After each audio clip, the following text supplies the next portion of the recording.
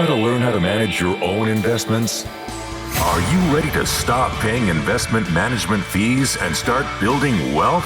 The DIY Investing Podcast is dedicated to providing you with the knowledge, skills, and resources you need to be a better investor. Learn how to make investments through the use of fundamental analysis, mental models, and business management insights. Now, here's your host, value investing expert, Trey Henninger.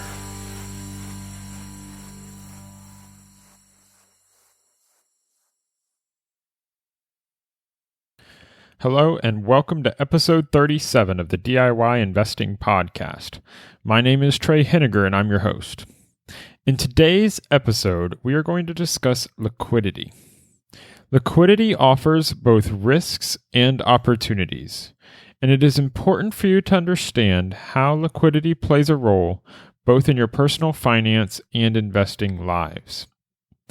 Before I get started, I want to make a short request. If you gain value from today's content, please consider becoming a patron of the podcast. I produce this show as free educational material without advertising, because I believe your time is valuable and advertising distracts from that. But producing this show takes time and money, and your financial support helps me to continue producing great content for you. So during today's podcast, just consider, how much is this content worth to you? Is this worth $1? Is this worth $5? More? Less? Just think about what the content's worth to you and what value you're gaining for that, and consider sharing part of that with me and by becoming one of my patrons. You can learn more at diyinvesting.org/patron, where you can learn about all the different benefits that I offer as exclusive to my patrons. Thank you for your support. So, liquidity, risks and opportunities. So this was originally going to be a follow-on to my risk series, where I discuss the different types of investing risk. And what I realized as I dove into it is that liquidity is not just a risk. While there is such a thing as liquidity risk, there's also opportunities that liquidity represents. And I want to discuss today both the risks and the opportunities associated with liquidity. So, let's first begin with risk. As I mentioned before, there's many different types of risk. And when we're thinking about investing in personal finance, those types of risk need to be broken down separately, because you can't just say that there's something as called price risk. There's more than just volatility risk. There's more than just the generic investment risk of losing money. There's many different types of risks that you will encounter in your investments. And your goal as you manage your portfolio, your goal as you manage your personal finances, is to understand all the different types of risks you're taking and to manage them. Not to necessarily eliminate them, but to manage them. Reduce the risks that you can't keep, that you don't want to keep, and sometimes take on additional risk where it's acceptable, because there's trade-offs. All risks have to do with trade-offs. And so when we think about liquidity, I want to talk about liquidity in two terms. I want to talk about personal liquidity and investment liquidity. And I've talked about personal liquidity before, so we're not going to spend too much time there. But personal liquidity is simply talking about like the amount of cash that you have in your life, the amount of cash you have available at certain times to handle different risks. And when we're talking about personal, we're talking about your personal finances. So could be, if you sat down today, how much cash do you have in your wallet or in your purse? How much cash do you have on your person right now? That is your personal immediate liquidity. And that is what you have available if there's something that needs to be paid for. And I'm talking about specifically cash here because you never know what could happen. If there is a hurricane or a tornado or something where the local power goes down, you might not be able to use your debit cards or your credit cards or your phone payment app in order to make payments or something. If you need gas and it's in the middle of a hurricane and there's no electricity, Well, the gas pumps still work, but you might only be able to spend cash. So if you don't have a $20 bill in your wallet, if you don't have $100 in your wallet, you might not be able to pay for gas to get your family to safety. And so you need to think about that. What is your personal liquidity on a cash basis that you carry around at any one time? Well, and you can expand that from there. You say, okay, well, how much cash do you have within easy access? Could be cash that you have available in your house. This could be cash that you can access from an ATM. How much cash can you withdraw and get in your hand within a couple hours? And this could assume either, again, that there is electricity or there isn't. And then you can expand that another layer and you say, okay, well, how much liquid capital, not just cash, do I have access to? And this is where you expand it to something like an emergency fund. How big is your emergency fund? Do you have a $5,000 emergency fund, $10,000? Do you save it instead of in round numbers, you saved up 3 months of emergency fund or 6 months or a year's worth of emergency fund? And so these are the terms of liquid capital that you have available to deal with either an emergency or a planned expense. But there are risks if you don't have this capital. So I mentioned the first risk, if you're in the middle of a hurricane and you don't have cash in your wallet or cash in your purse, then you have a problem in terms of being able to pay for things that could improve your safety. You have problems with the ability to pay for water such that you can get water for your family. This expands further, though, if you have short-term expenses that you need to pay for. If your car breaks down, you might need to be able to pay to purchase a new car. And so it could be valuable to have like an emergency fund to make that car purchase. If you have a large medical bill that's unexpected, you have to go to the emergency room. You could get a 4-figure or 5-figure payment that needs to be made in order to cover that expense. And so this just shows that there's value to having an emergency fund. And so I really want you to consider the importance of having that emergency fund.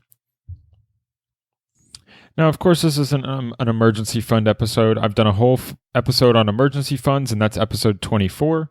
So if you want to learn more about that, you can listen to episode 24, where I talk about, how big should your emergency fund be? What are the different scenarios that can come up? But I just want to mention it because when we're discussing liquidity, that ties in directly to an emergency fund. So there's other aspects of personal risk, though, that could be caused from lack of liquidity. This is for time-bound reasons. So your emergency fund can be very helpful for stuff like medical bills, stuff like losing a job. But it might not be as helpful for something that is a whole nother order of magnitude. And here I'm talking about something like what happens if you die, or what happens if you get disabled, and you can't work for the rest of your life, or you can't work ever again because you passed away and you're dead. And in those cases, liquidity is even more important because now you have a very clear need, assuming you have dependents like a spouse or children, that life insurance can become very valuable. So it's just need to think about that there are risks that you have in your personal life there that, if you were to die, well, you need to be able to provide for your family. You need to provide for your spouse. You need to provide for those dependents that depend upon you. And that can involve large sums of capital. So while an emergency fund might be properly sized at 6 months of expenses or a year of expenses, life insurance can provide 10 years or 20 years of expenses because now you're going to be gone for a very long time. So you have to take care of liquid need for capital in a very large manner. And so that just shows that there's value to having life insurance because you can't expect in advance when you're going to need it. But when the need comes, the need could be much larger than your investment portfolio can handle. And the idea behind all of these is really tying into our investments, because when you think about liquidity and you think about a liquidity risk, and we're talking about personal, but this is an investment-focused podcast, so we always tie the personal finance into our investments. Well, the biggest problem for a long-term focused value investor is having to sell stocks below their value and having to sell them at an inopportune time, sell them when you don't want to sell those stocks. So like if you lose your job and you need money, but you have an investment portfolio, you do not want to have to sell your stocks in order to fund your lifestyle, because if you do so, it might be at the wrong time. If you're in the middle of a recession, which is when most people lose their jobs, it's the most common time for job loss to occur for a large portion of the population, then you need to be prepared for that with an emergency fund. However, the recessions are usually also associated with stock market declines and stock market crashes. So if the stock market's in a bear market and your positions are all down 30%, 40%, 50%, it's a really bad time to sell stocks. Well, if you have good personal liquidity, if you can pay all of the expenses in your life, if you can handle medical bills, if you can handle having to purchase a new car, if you can handle dealing with job loss, then you're allowed to let your investments continue working out. And so that's where the reason I bring up this personal aspect, because if you don't have good liquidity in your personal life, it can destroy your investment plan. So make sure to first ensure you have proper liquidity in your personal life. And this is stuff like an emergency fund where you can listen to episode 24. Or it's like life insurance where you're trying to ensure that you are not having to sell your investments at the wrong time. So now that I've touched on that, let's dive into investment liquidity risk. So when we talk specifically about investment risk for liquidity, I'm not talking about what I just mentioned, where I said where you have to sell at the wrong time. But it can be related because that's being driven by lack of liquidity in your personal life.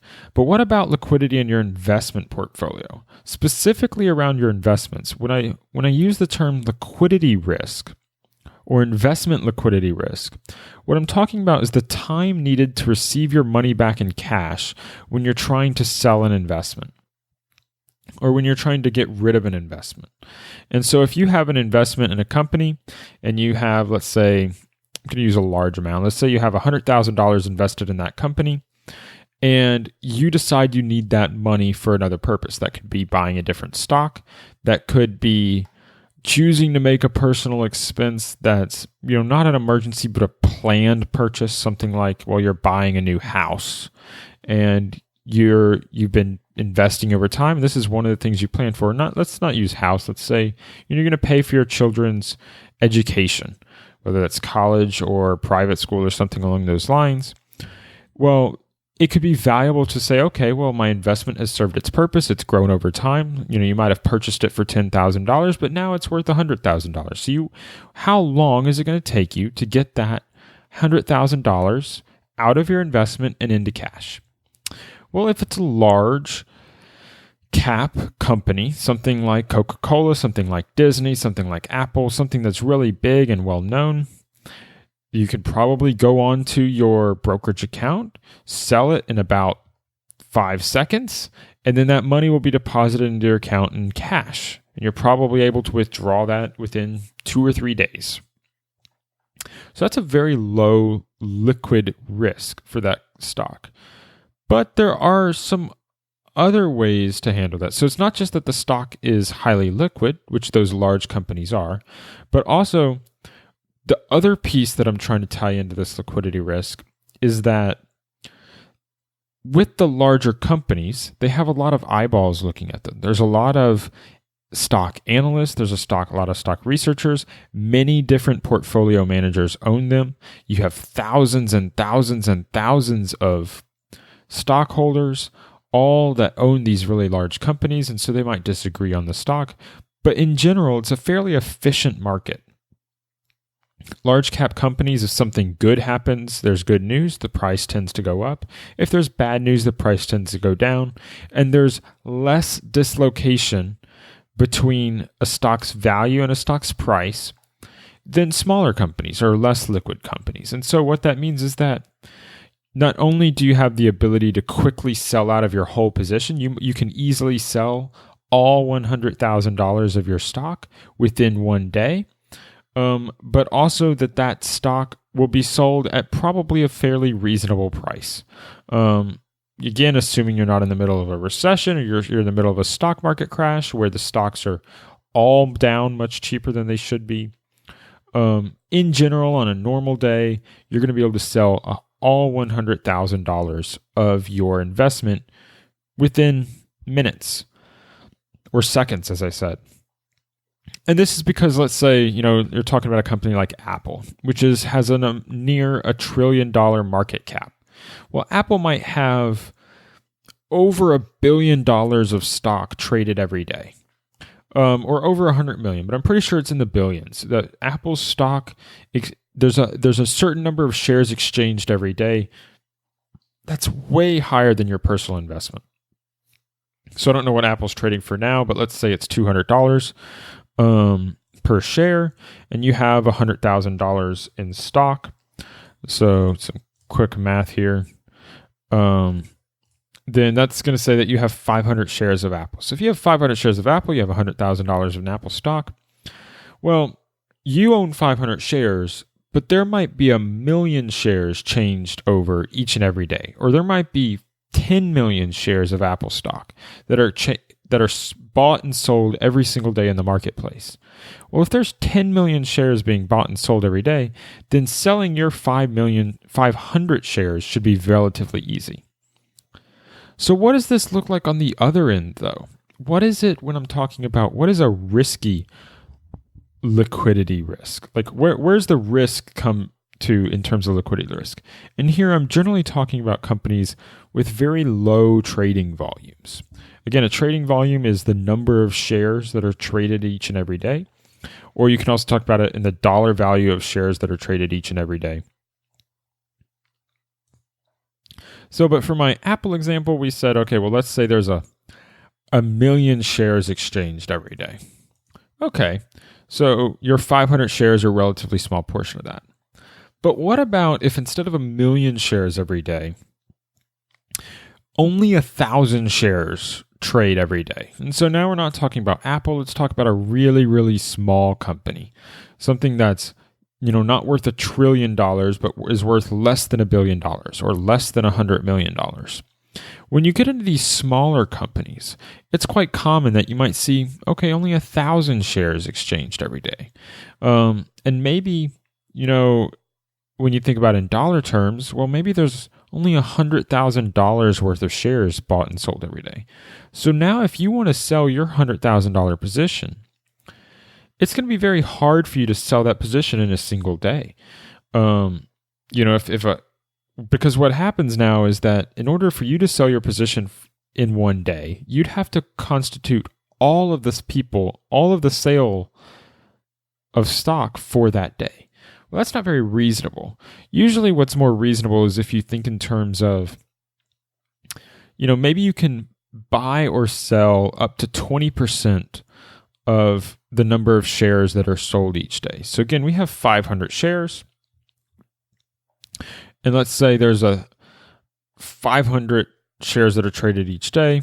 In that case, it's going to take you 5 days to sell out of your position, because although theoretically all of your shares could be sold, if you were to try to sell them at the market price all at once, you're likely to affect the stock price very much.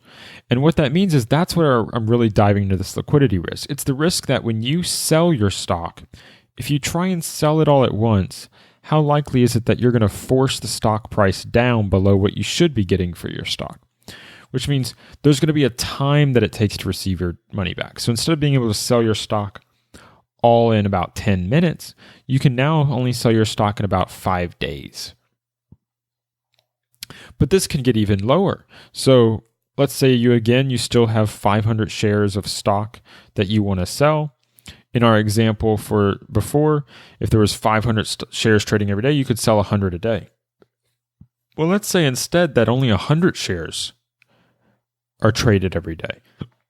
Well, now you have 5 times the trading volume in your position. And if you can only trade 20% of the trading volume each day, now you're talking about taking 25 days to get all your money back. Now you have like a month of liquidity risk in order to get your money back from your investment. Now this is starting to be very significant. if you're investing in a company where you're going to own many more shares than the trading volume, the average daily trading volume, you need to take into account that there's now a liquidity risk. There's a risk that when you want to sell your position, that the market can't quickly handle that. Maybe it handles it over time. Maybe it takes a little bit longer. But this is important for you to consider because it means that there's that additional risk that you won't be able to get your money back quickly. So you want to buy a house? Well, now you need to start liquidating your investment a month in advance. You can't just say, okay, I'm going to buy the house Friday and I'm going to sell my stock on Tuesday. No, that no longer works. So that's what I'm talking about in liquidity risk. Although this might seem different, it's definitely relevant. I own a few stocks that are fairly low liquidity. That's trading less than 10,000 shares a day. My favorite stock tends to trade in that range of less than 10,000 shares a day. I'm actually looking at buying a company that will go days on end without trading any shares. So if you were to look over, let's say, a 90-day time period or a month, they tend to trade at least 100 or 200 shares a month. But if I wanted to buy, 1,000 shares, well, that means that maybe it'll take me a year to sell out of that position because they don't trade that much volume on a daily basis. Now, I could maybe sell more if I was, willing to change on price, but liquidity risk then becomes important because it's going to take maybe a year to get into the position and maybe a year to get out of the position. This is the risk that for most DIY investors, you don't normally think about if you're buying large cap companies, but it's a very big risk that someone like Warren Buffett thinks about. And it's what forces him into only buying certain size companies, because if he wants to buy a 5% position in Apple, he can't do that in a single day because he has so much money. So when he wants to buy that position, he has to be buying every day for months and months and months in order to slowly build out that position. Because if he were to simply say, I'd like to buy, $50 billion of Apple.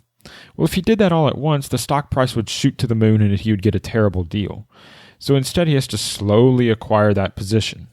So all we're talking about here is that liquidity risk is when you have to slowly sell your position out in order to get your money back at a price that's reasonable. So basically, if you want to reduce this liquidity risk, you need to buy more liquid stocks. So that's really where I was focusing originally for the podcast today. But what I really decided to change it up is what I realized is that there's many opportunities for us to talk about. Liquidity is not just about risk, it's also about opportunity. And first, again, let's split it again to personal and investment. So in the personal side, there's a lot of opportunity that can be had if you have large sums of cash or capital available. And what it does is it provides flexibility. Let's say you have, $10,000 in the bank and, you don't like your job, or something's going wrong in your personal life, and you want to move across the country. Well, if you have $10,000 in the bank, you can pretty much move across the country at any time if you want to. That's enough money to pay for movers. It's enough money to put a down payment on an apartment somewhere in the country, somewhere else, and to get on a plane and get over there or drive your car across the country. So that $10,000 now offers you flexibility that you wouldn't have otherwise. Because if you aren't in a good job and you want to go looking for a new job and you need to go to a different part of the country to do so, it's really hard to do that with no capital. If you don't have any money in the bank, it's really hard to move across the country. But if you have money in the bank, now you have that flexibility. Another example is, let's say you have, a big old emergency fund. You've saved up a year of expenses in your emergency fund, and now you've got a great deal come across your desk to make an investment, a once-in-a-lifetime investment. And someone says, okay, I have $50,000 sitting in the bank, or let's say $100,000 sitting, no, let's say 50. So I'll go $50,000 sitting in the bank, and someone, is trying to, you find a great rental property that comes onto the market, and if you could just put $25,000 in cash down today, then you can purchase a property at half what it's worth. So you're basically going to double your money very quickly because you're going to be able to buy it for $25,000 down payment on a $200,000 house that someone is trying to sell for $100,000. So this can be a great deal, but if you don't have that liquid cash available, then you can't make that decision. But the fact that you have $50,000 sitting in your bank means you can take $25,000 out, make a once-in-a-lifetime investment, and then you can earn the benefits of that for the rest of your life. Another example, when we're talking about getting good deals and having flexibility, is sometimes if you need to, get a good deal on a car. Your neighbor's moving, or your neighbor is trying to get a new car, and you see that, hey, they're trying to sell it for $5,000, and maybe you can get it for $3,000 if you can just give them cash. If you can walk over and say, here, I've got 30 hundreds, and we'll be done deal today, and just hand over the cash, get the keys, and the deal's done. Sometimes having cash available can allow you to make deals that you otherwise wouldn't get. So even though they would have taken $5,000 if they had to spend a week and take a check and take it to the bank, they might be willing to take a lower price because you can just hand them cash. So that about covers personal opportunities. Obviously, you need to adjust it for your situation, but really, liquidity offers you flexibility. And so that's how you need to think about it. There's risks to not having liquidity, but there's very much the benefit of flexibility when you do have liquidity. And that brings me to investment opportunities. And here, I need you to think back about when I was talking about liquid stocks and illiquid stocks. So liquid stocks, again, like those large cap companies, they might trade 1 million shares a day. Illiquid stocks might trade 1,000 shares a day, 100 shares a day, or 10,000 shares a day. So this is what I'm calling not liquidity risk, but liquidity opportunity. And the basic structure of liquidity opportunity is that less liquid stocks tend to have higher returns than high liquidity stocks. This may or may not make sense to you from just hearing it, but let me explain. When a stock has a low liquidity, in many people's eyes, that means it has a higher risk. And again, it has a higher risk because it takes a longer period of time to get your money back in cash. But does it truly have a higher risk, or does it have potentially high risk with also higher returns? Well, there's a reason that I believe less liquid stocks tend to outperform more liquid stocks. And it's because if a company can only, let's say I want to buy a $10 billion company, or let's say a $1 trillion company like Apple. Well, everyone in the world that is interested in investing is going to be able to see Apple, learn about Apple, and understand it. And not only that, they're going to be able to put as much money as they want into investing in Apple. Apple is an extremely large company. They can easily take in $1 billion of investment, $10 billion of investment, and it's not going to move the stock price. Meanwhile, let's go to the under end of the spectrum. Let's say a company is only $10 million. You could buy the whole company for $10 million. Well, how is it that Warren Buffett could invest in this company? He can't. Warren Buffett manages hundreds of billions of dollars. It's a waste of his time to buy even 1% of a $10 million company. That's only $100,000. It's a waste of his time to buy 10% of a $10 million company. And it's a waste of time for him to buy all of a $10 million company, because $10 million is just such a small fraction. It's less than 1% of his total investment portfolio that he would never, ever consider buying a $10 million company. Yet, when he first started investing, when he first started his investment partnership, he bought a lot of companies that were $10 million in market cap or below. And what this should illustrate is that over time, he lost the capability to buy this small of a company.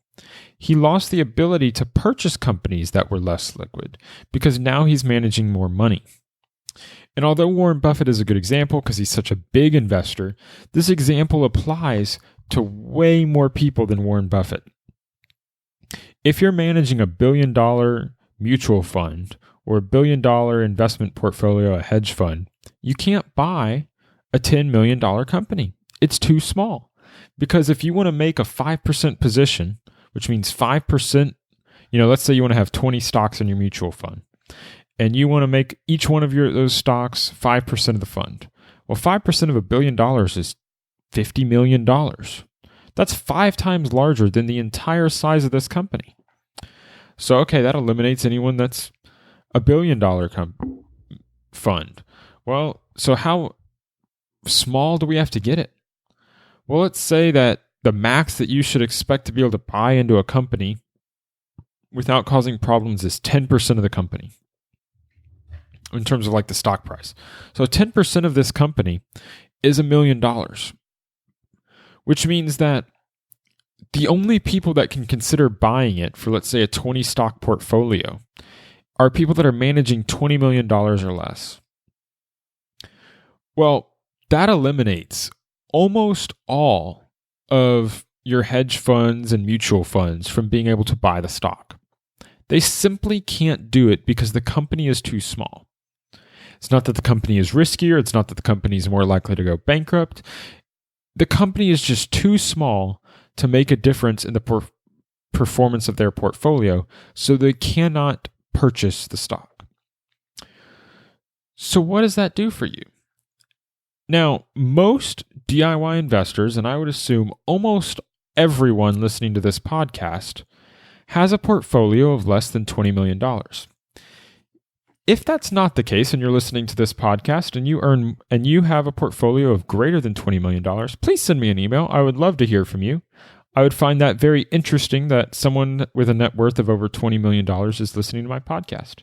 So you can send me an email at trey@diyinvesting.org, and I'd love to hear from you. But let's assume for a minute that that's not the case. Almost all of you will be able to buy companies that are $10 million in size and be able to buy a position of sufficient quantity for it to make a difference in your portfolio because your investment portfolio is smaller. There's going to be people listening to this podcast with investment portfolios of $10,000. There's also going to be people listening to this investment portfolio of $1 million. But both ranges from anywhere from 10 million to from 10,000 up to $10 million, you really can buy these really small companies, and the low liquidity doesn't prevent you from doing so. If you want to buy a company that only trades $10,000 per day, well, it takes you 5 days to buy your stock. If you want to put in $10,000, that's not a problem. And the reason it shouldn't be a problem is because of what it means when other people can't buy it. If the professionals can't buy these stocks, that means they're going to trade at a lower price than what they would if the professionals were able to buy the stock. Warren Buffett buys Apple not because Apple is the best investment on the planet. Warren Buffett buys Apple because it's one of the best investments he is allowed to invest in. And that's what you need to think about is Warren Buffett looks at large companies not because they're the best investments, but because that's all he's able to invest in today. When he started investing, he looked at small companies because they offer greater returns. Certainly, there's other risks. They're less established. They might have less resources to compete with some of the larger companies. But all large companies were once small companies. They all started as small companies. So you have companies today that Apple used to be worth less than $10 million. Microsoft used to be worth less than $10 million.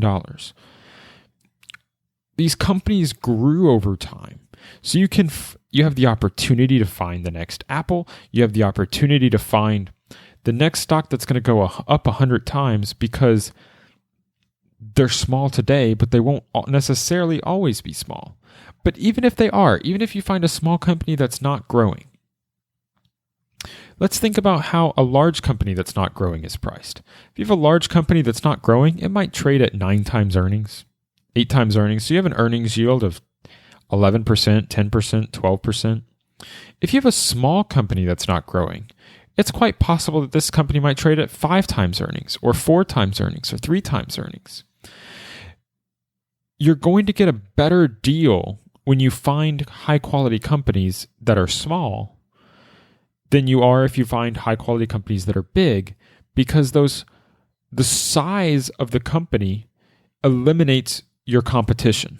And here I'm not talking about competition for the company, I'm talking about competition with other investors, because investing is inherently competitive. When you're competing with other investors to find companies to buy, those companies, you have to purchase your stock from other investors. Now, competition between investors doesn't matter if anyone in the world can buy them because the company's so large. But when a company is really small, it's good for you as a DIY investor that you aren't competing with professionals, because what professionals can do, they can spend 40 hours, 50 hours, 60 hours, let's say 80 hours a week researching investments. How much time do you have? 1 hour, 5 hours, 10 hours? Let's say optimistically. I think optimistically, people on this podcast might have 10 hours a week to dedicate to investments. Let's say 5. If you're spending 5, I think that's probably a reasonable amount. We're talking like an hour a day, 5 days a week, or 5 hours on the weekend. If you spend only 5 hours a week researching investments, you can develop a good investment portfolio. But you can build an even better investment portfolio if you're only competing against other people who are also putting in 5 hours of investment research a week. I would much rather, when I do my investments, to compete against people that are putting in less time than competing against people that put in more time. When an investment analyst says that company is too small for me to look at, they're saying, I can't buy that position because the company is too small. Yet, that is opportunity for you. This is what I'm calling the liquidity opportunity, because there are companies out there, there are high quality companies out there that are very good, but they're also very small. And because they're small, you don't have to compete with other investors. You don't have to compete with the professional that spends 60 hours a week, has millions of dollars to spend on research every year, knows all the greatest hedge fund managers, can wine and dine the CEO. You don't have to compete with them because they cannot buy the same companies that you can. The liquidity opportunity, the ability to buy small, tiny companies, is the biggest advantage that DIY investors have. I cannot overstate this. Your advantage as a DIY investor is that you can buy companies that Warren Buffett cannot. You can buy companies that Ray Dalio cannot. You can buy companies that all of these investment managers who write investment books can no longer purchase today because they manage too much money. That is your opportunity. That is your greatest competitive advantage, is that you only have to compete. If you choose to focus on these low liquid stocks, you only have to compete with other people like you. You don't have to compete with professionals. You only have to compete with those that also have a low amount of money to invest. Notice here I'm labeling low amount of money as less than $20 million, which is quite a lot of money. You're going to do just fine in life if your portfolio maxes out in life at $10 million. You're going to be doing quite well. And once you get there yourself to be $10, $20 million, you're probably in a very good place to consider other feedback.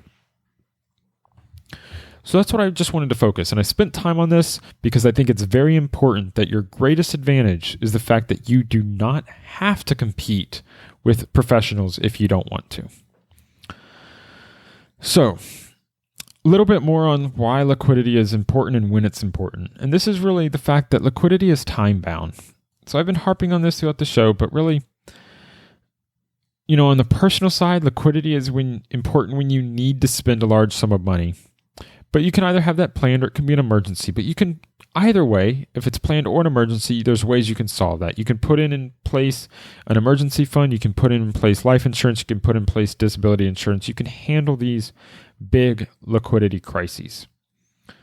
But when you think about investments, liquidity is only important when you want to sell. And it's only important when you want to sell a stock because you don't really care about how liquid a stock is once you own it, or even when you're purchasing it. It's not a problem for you to purchase stock and for it to take a week, 2 weeks, 2 months, 3 months to purchase it. You can build your position over time. I own quite a few illiquid stocks, and I have built my position in those companies over months at a time. And what it allows you to do is over that time, you're continuing to learn more about the company, you're continuing to get a greater understanding, you become more comfortable. So it limits your risk, and it limits the fact that you're open to bad news when you can slowly build your positions over time. So it's not a problem to slowly build your position over time. But the key point is that the liquidity can start to matter when you actually want to sell your stock. If you've decided you no longer want to own low liquid company A, well, then the liquidity trap can start mattering, because now the low liquidity can cause it to be a long time before you can actually sell. So you make your decision, I want to sell, and it might take you a few months to get out of the position. But this is not always true, because what you'll see is if you're buying a small company that has the ability to grow, that's a high quality company, over time that company is going to get bigger. Over the time, the liquidity is going to increase.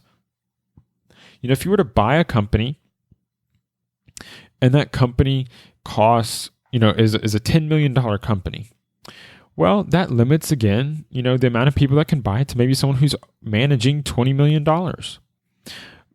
But if instead you bought that company in, let's say it's 2019, you buy your position in this $10 million company, and over the next 20 years, the company grows, it's earning money, it's paying dividends, but 20 years from now, it's a $100 million company. It's 10 times larger. Well, now there's a lot more people that can buy this company, because now investment managers that manage $200 million can start to invest in this company. So what's happened is over the course of your holding period of 20 years, the company has gone from a low liquidity stock to a high liquidity stock or a medium liquidity stock.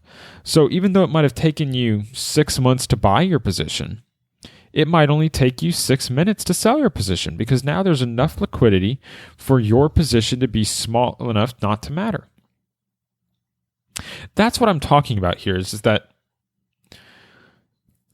although people will malign or talk bad about low liquid stocks and the risks associated with low liquidity, and those risks are real. There are real risks for liquidity, and that's why I covered it at the beginning. You only need to worry about that when you want to sell. And if you go into buying a low liquid stock with the right mindset, you're finding the right types of companies. You're buying only high quality companies.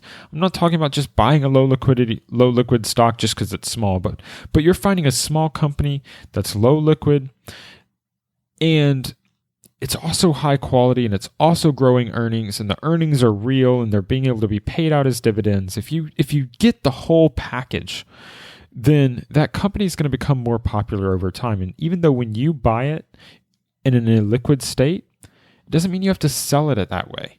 Over time, the more popular the company becomes, the more likely you'll be able to sell it as a liquid stock. And I just want to close up with talking about what I'm calling a liquidity first principle. And it's really that more liquid stocks are better than less liquid stocks because they reduce your liquidity risk. But there's a lot of all else equal considerations, and primarily it's to understand that the statement's only true when we can rely on everything else being equal, including the fact that both liquid and illiquid stocks have the same type of returns, and that's not true in practice. In practice, less liquid stocks tend to have higher returns. Therefore, you really have to make a trade-off. Would you rather have low liquidity and high returns, or high liquidity and low returns? Now, this first principle still holds that more liquid stocks are better than less liquid stocks, because it's possible that there could be circumstances where you're looking at two different investments. One offers high liquidity, and the other one offers low liquidity, but they both offer high returns. In that case, you should probably prefer the high liquidity stock, because if they have identical return potential, it means that it takes less time for you to get out of the position if you're either wrong or you decide you want your money back. So in summary, I know this has been a long episode, but I think it's been very important to talk about the fact that liquidity and buying low liquid stocks is your greatest competitive advantage as a DIY investor. And liquidity as a topic that offers both risks and opportunities. Lack of liquidity can be fraught with risk, especially in your personal life. However, a lack of liquidity can offer many opportunities when it comes to investment potential. What you need to do is manage your liquidity risk across all spectrums of your life, such that you can receive optimal returns with minimal risk of a total loss of principal. Thank you for listening to this podcast. Again, please consider becoming a patron. Think about how valuable this episode is to you, and just consider giving me some portion of that as a patron of this show. You can become a patron at DIYinvesting.org/patron. You can also find the full show notes for this episode, including the outline for today's podcast, at DIYinvesting.org/episode 37. This applies for all of our episodes. All you have to do is type in the episode and then the episode number after DIYinvesting.org/. So, thank you again. If you choose to become a patron of the show, you receive exclusive insights. But if you can't do so at this time, please consider leaving me a rating and review. It's your ratings and reviews that help to grow the show audience. I cannot grow this show without your feedback, without your ratings and review. So please tell your friends about the show if you're enjoying it, and please consider becoming a patron. Thank you for listening, and until next time, stop paying fees, start building wealth.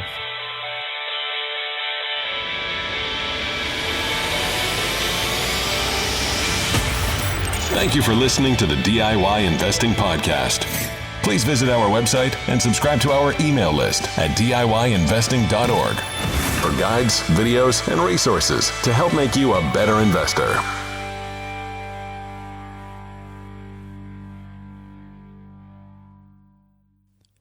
The DIY Investing Podcast is presented for general informational and entertainment purposes only. I have not considered your specific situation or risk profile, and I have not provided investment advice. The information presented on the DIY Investing Podcast should not be construed as investment advice.